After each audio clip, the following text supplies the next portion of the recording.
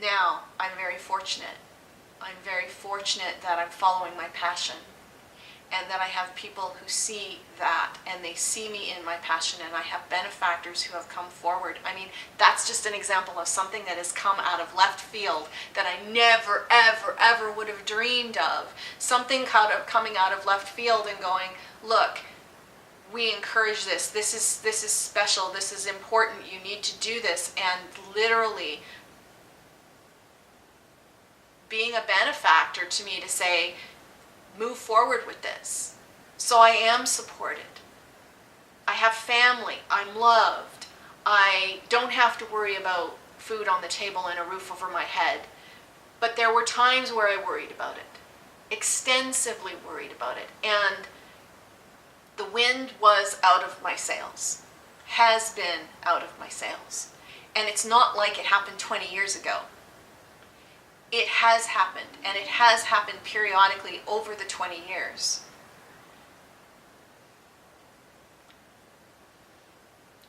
There is a philosophy that makes a whole lot of sense that unfortunately a lot of people kind of poo-poo as being airy-fairy, and it's just feel-good philosophy. Think positive, feel-good philosophy. And it's that space of you just need to feel good. You need to find something that you can feel good about. But there is an energetic reality of it. There is the scientific proof that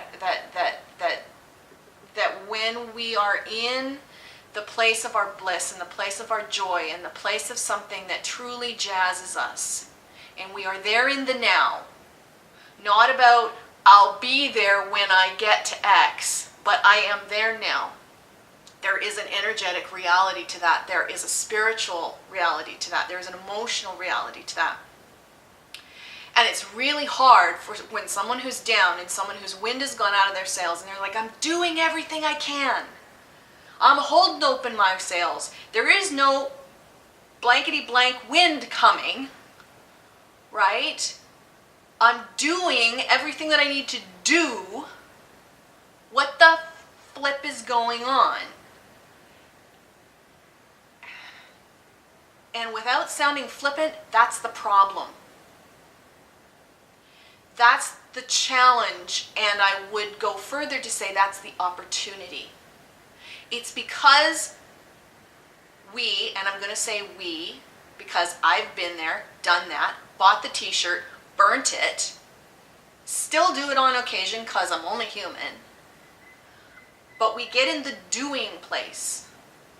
I'm doing everything I've got to do. And you know what? Cool. That's great.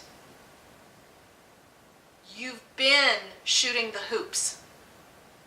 You've been practicing the karate move. You've been doing the do. So that when times like this come up, when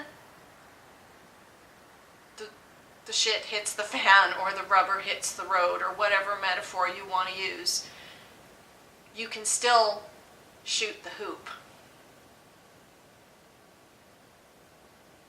I mean, in Canada, and my mentor, Suze Casey, one of my mentors, she's the founder of Believe for Patterning, she said the reason that you lift weights or the reason that you exercise is so that when you have to do something strenuous, like go out and shovel 5 feet of snow when it shows up on your doorstep, you don't throw your back out. When the moment of taking action occurs, you can do it because you've practiced it. I get the doing place. The doing place is completely valid. It's an and also. It's not an either or. And the only thing that I can say, because this is the only thing that has truly pulled me out when I am the lowest of the lowest of the low, and I'm like frustrated as all you know what, because I'm doing everything I can do and I don't know how to do anything else anymore, is that I need to give focus to how I'm being. And I know it's tough. I know that when you don't have the job and you don't have the money coming in, we hear stories of people who do murder suicides and kill off their families because they're in desperate places. And my heart just goes there. Because it doesn't have to be that bad. But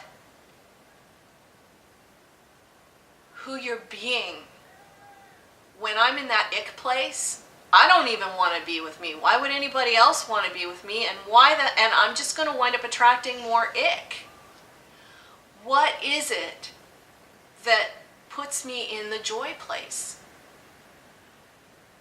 And I kid you not, I have a list of the things that put me in the joy place. Now, and when I'm in that ick place, I go, okay, which one do I want to do? And sometimes I just want to tell the world to F off. And I don't want to do any of them. And I just want to crawl into my bed and I just want to pretend the world doesn't exist and not shower for 3 days and not eat for 3 days. I've done it. I've done it.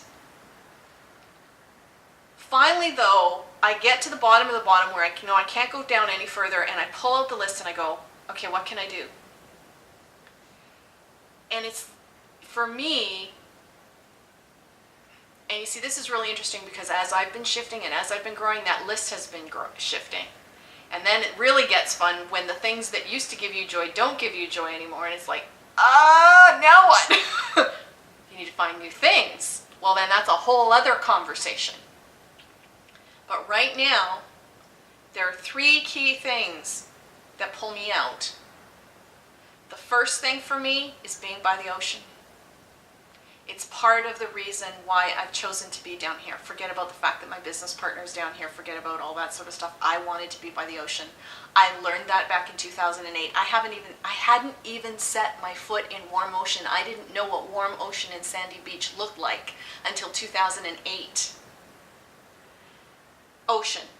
Being by the ocean. It doesn't even have to be sandy beach. It can be rocks. There's something about being by the ocean that completely energizes me. There's something about looking out. It's actually been scientifically proven in terms of depression that when you can look out over a distance and walk, that cures depression more than anything else.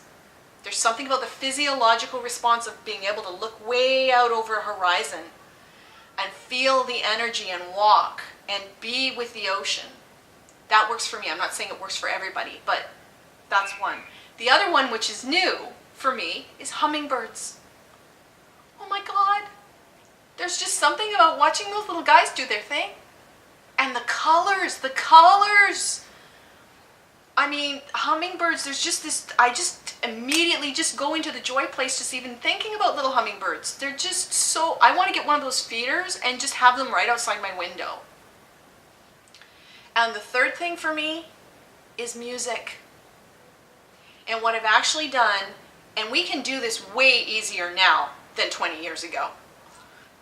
Sincerely, you pick the songs that are only the songs that you like. It's not like you've got to go through an LP of 10 songs you don't like to get to the one song that you do, or you only have a single on the record player. Now I'm really dating myself. You only have a single on the record player that you can only play over and over and over again because that gets really monotonous. You pick the songs you like, you create the playlists that work for you.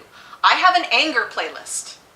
I have the ones that I just want to scream and I just want to belt out and I just want to be angry. I have the soothing playlist. And they're only the songs that I like.